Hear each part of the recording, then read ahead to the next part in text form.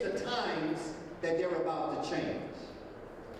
So Malcolm doesn't stand alone in this. No one stands alone in this.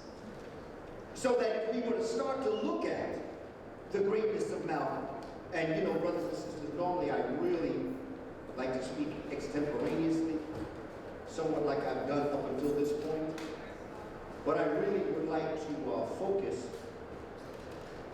and to do that, I may have to look at certain things and read from certain concepts. And so it becomes important for us to look at our brother Malcolm X and to look at the different people who had such an impact on his life.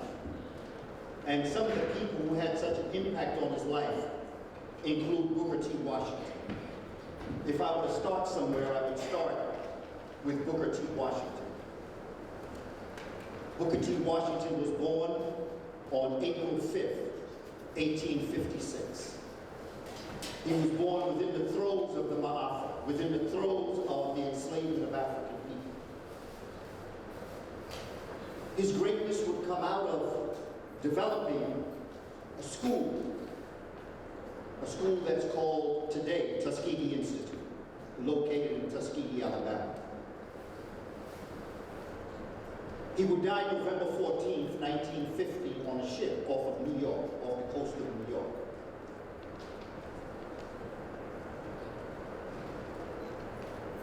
But what's important about Booker T. Washington is that in his development, you know, Dr. Clark used to tell us that Booker T. Washington is and was one of the most misunderstood men in history.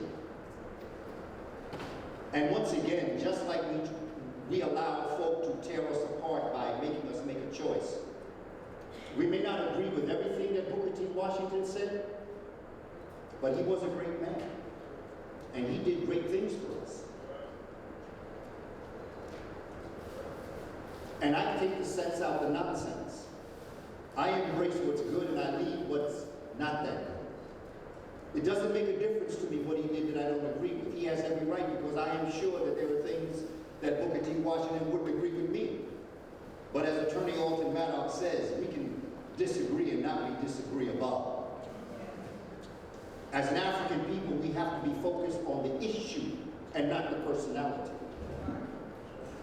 So Booker T. Washington was a great man. He was such a great man that he inspired a young man from Jamaica, West Indies, who wrote a letter to him and asked if he could come up to the States and sit with him and learn how Booker T. Washington developed Tuskegee Institute, because he wanted to return to Jamaica to create a school in Jamaica, West Indies, like Tuskegee Institute.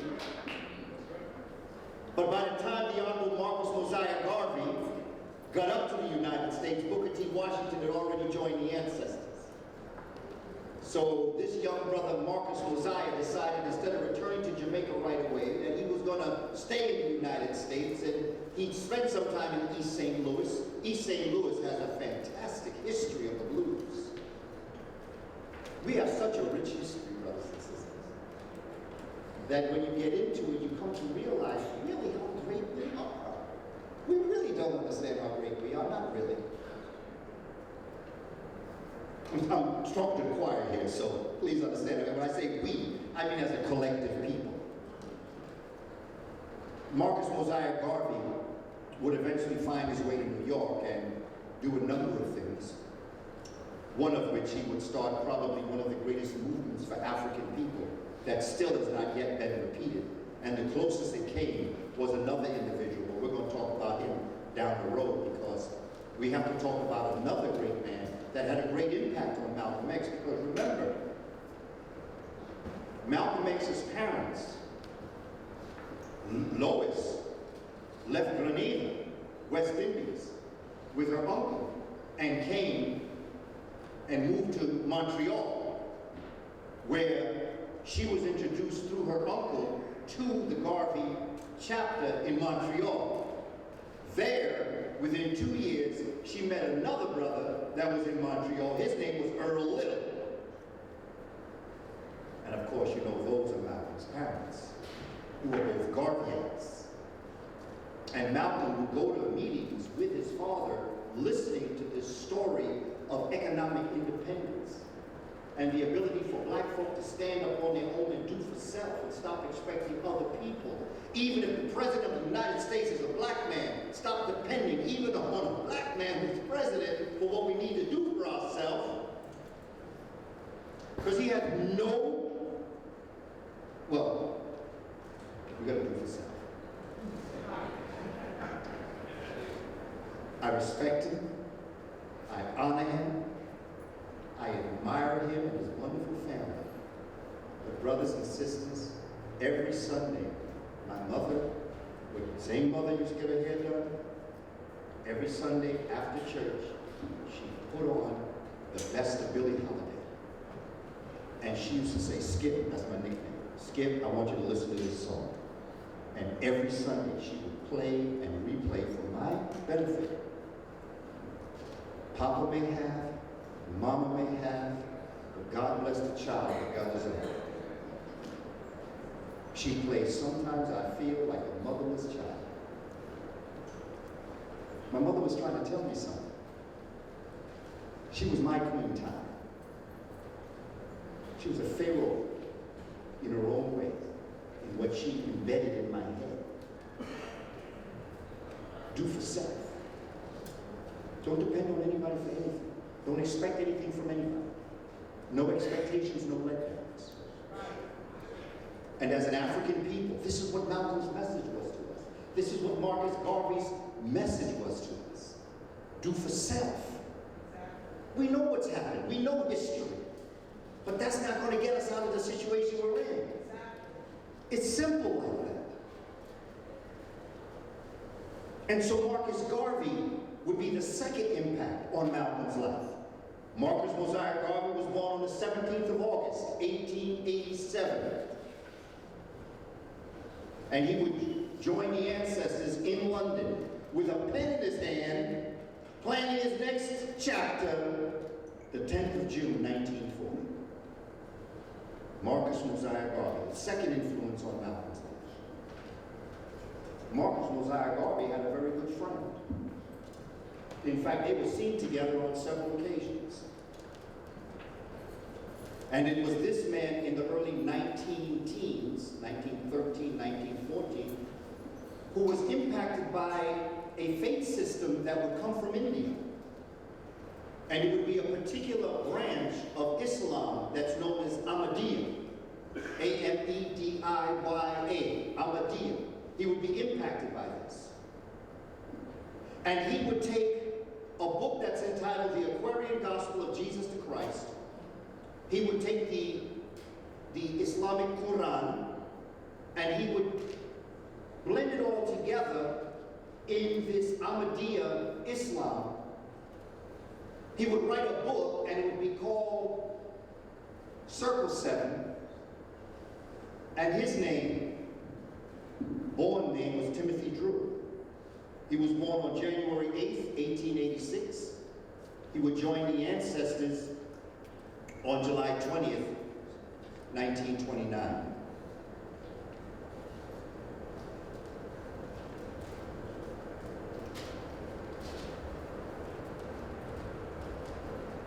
Now,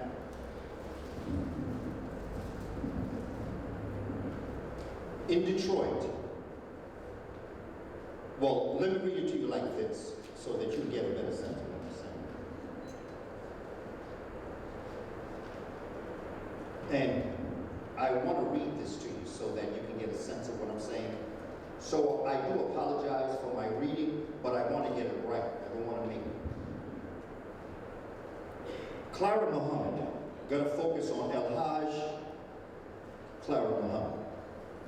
Okay. She was born on November 2nd, 1899, and she died on August 12th, 1972. She was born Clara Evans in Georgia, and she was the first wife of El-Hajj Elijah Muhammad. She had 8 children after being married. They got married in 1917 in Georgia. Now, to understand Sister Clara, it would be important to understand that Clara Muhammad was the mother of homeschooling. She took her children out of the public school system, even to the point where they were going to arrest her because at this time, homeschooling was illegal.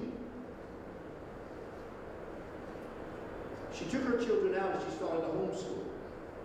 They were going to arrest her and all those involved with her, so what she did was she decided to start a formal school so they couldn't arrest her. So she went through the legal system of creating a school, and this school was called the University of Islam, which, if you jump up to 1975, Warith Muhammad, after taking over the Nation of Islam briefly, named every University of Islam the Clara Muhammad School.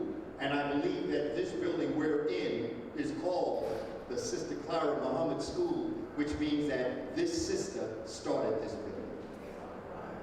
Come on now, brothers, we got to recognize our sisters. She put everything on the line for her husband. Between 1935 and 1946, with the intrigue that was going on in the Moorish Science Temple, of which Sister Clara Muhammad was going to the meetings of Noble Drew Ali.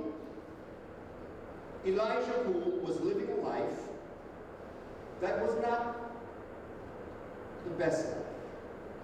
It was not an African life. Sister Clara, having that depth of love for her husband and knowing that he was a good man, encouraged him to go to these meetings. And he did. And it was there that he met the Honorable Noble Drew Ali and converted to Islam. There was another member of the Moorish Science Temple whose real name is Wallace D. Ford, who later would become W.D. Fard. There's intrigue in the Moorish Science Temple. I'm not going to get into it because it's going to take away from what we got to do.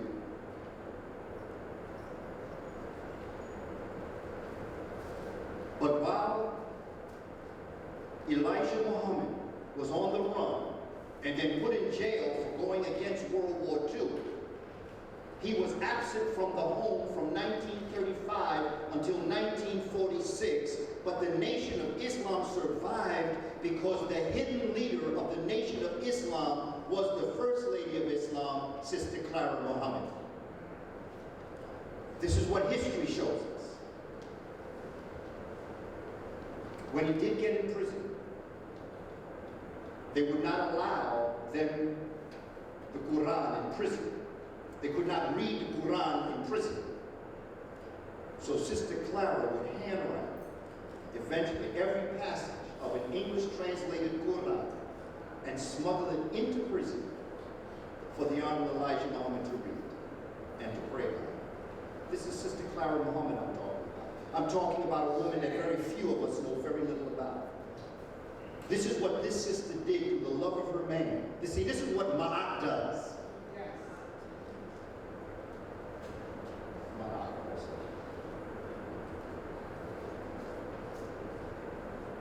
See, we got to get this right, brothers and sisters. There's still more to be done. I'm not written in stone. There's far more that's going to be more accurate.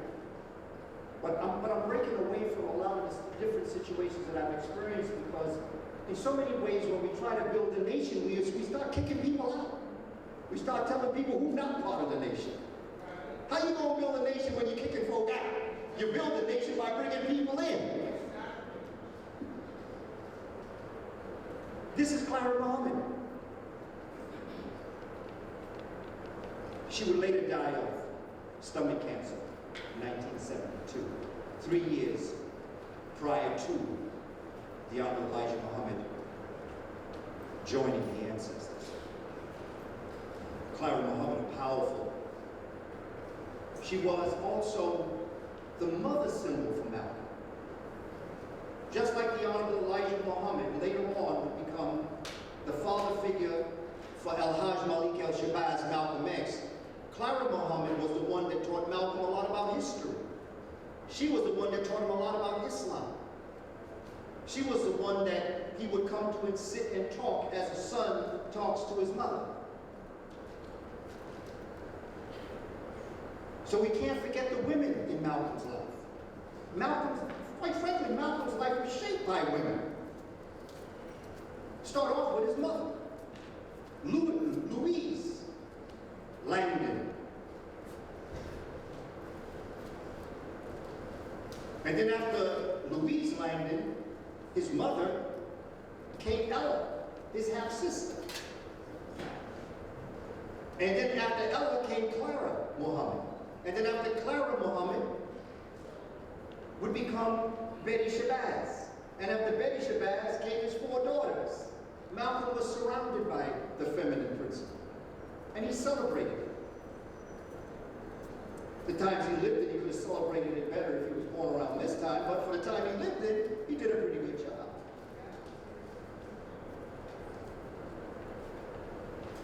But even before we get into Malcolm, I just want to talk to you about his mother, because, see, the way his mother is portrayed and the way they want her to be portrayed is as a woman who was mentally disturbed, who was eventually put into a Kalamazoo State insane asylum.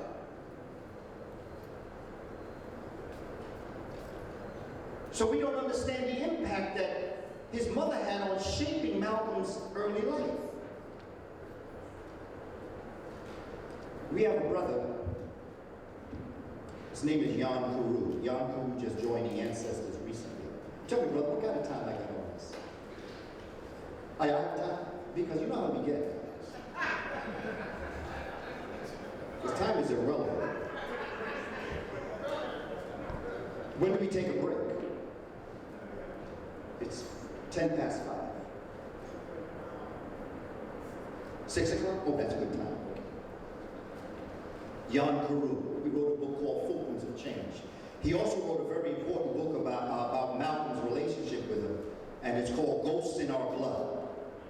It's a very important book. You should definitely see if you can get that. It's out of print, but it's a fantastic book. Jan Kuru is a fellow countryman of Dr. Ivan Van Sertima of Guyana. And he spent some time in London. In fact, he was in London during the time that Malcolm was in London in 1964-65. And he was Malcolm's unofficial chauffeur while Malcolm was in London. And you know what's interesting else about Malcolm is that Malcolm not only gave that debate in Oxford, but you know, 3 weeks later he returned to London and he did a presentation in London School of Economics. And he broke down the economics of white supremacy. At the end, it took about 10 seconds for people to clap because they were so taken back by the brilliance of his presentation. It took them 10 seconds to realize that he had finished.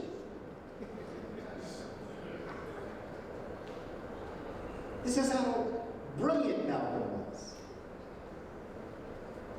Chapter 7 of Ghosts in Our Blood is dedicated to Louise Langdon Norton Little, Malcolm's mother. He says, to highlight the remarkability of this woman, instead of the invariable depictions of her as being distraught, tragic, and a figure who, after her husband's murder, succumbed to madness and was committed to a mental hospital. Louise Little is mentioned in the biographies of her famous son, but her life story is more notable for its omissions than for what is actually told about her. And the autobiography of Malcolm X is more sympathetic than all the others written about her. They consistently maligned her as a brainless, hot-blooded female of color with all the sexist cliches. Rufina Winter, a professor at Stanford University, once confessed that the first time she saw a true literary image of herself as a West Indian woman of mixed blood was when she read the novel The Life and Death of Sylvia. And the image that they have of women of color from the Caribbean, whether they speak Spanish or French or Dutch or even Portuguese of Brazil, is unintelligent, oversexed, erotic exotic creatures breathlessly waiting to be used and rejected by white heroes. Frederick Douglass speaks of the records of mulattoes, both male and female, who had to face a special brand of malice, spite, hatred, and exploitation in the American South. The offspring of white plantation owners and slave women, he said, Frederick Douglass, were almost invariably treated more harshly than their unmixed African kin. It's another thing we're going to have to deal with, brothers and sisters, the Willie Lynch syndrome. The role of those African men and women who, through no fault of their own or choice of their own, are mixed, culturally speaking, with peoples of European descent. There are some who try to pass. That is true. But there are many, like Louise, and even like my mother, who have no problem saying that they Negro at the time. My mother had no, I'm talking about, you know what we call high yellow? High yellow guys. You know what I'm talking about. Particularly as you get back into eldership.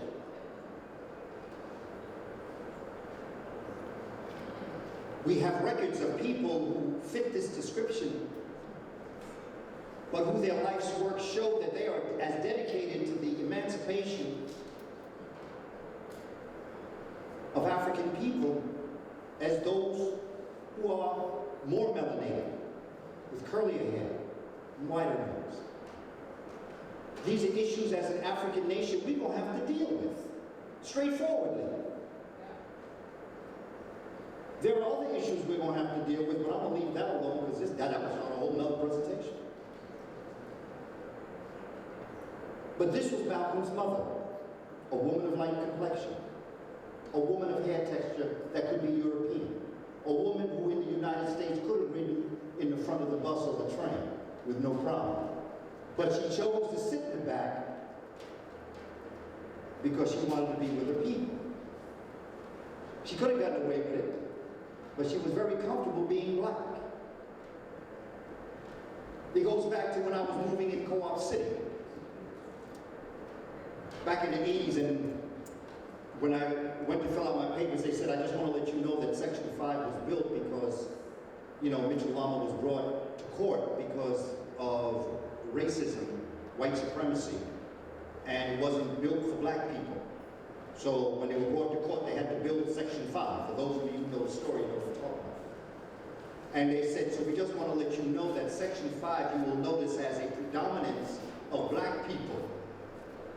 And they went on to apologize. I said, don't apologize, you just answered my first question. Where the black people? Because that's where I want to go. And this is inbred in many of us, no matter what. And this would lead Malcolm to say later, which is something that I would have asked him to reconsider, when he said that he hated every bit of white blood that was in him. Anytime you hate any part of yourself, you're hating yourself. No matter who it is, no matter what it is. You must embrace the totality of who you are, realizing who you are. And be able to move forward, because if you hate any part of yourself, you hate yourself. This is another reality that we have to face going into the 21st century, looking at us scientifically as a people. Because first and foremost, one of the greatest tragedies, I think, is that the great majority of human beings don't realize everybody's an African. And, you know, I mean, white folk is social construct. There's no such thing as white people. White people are Africans that got caught in the Ice Age.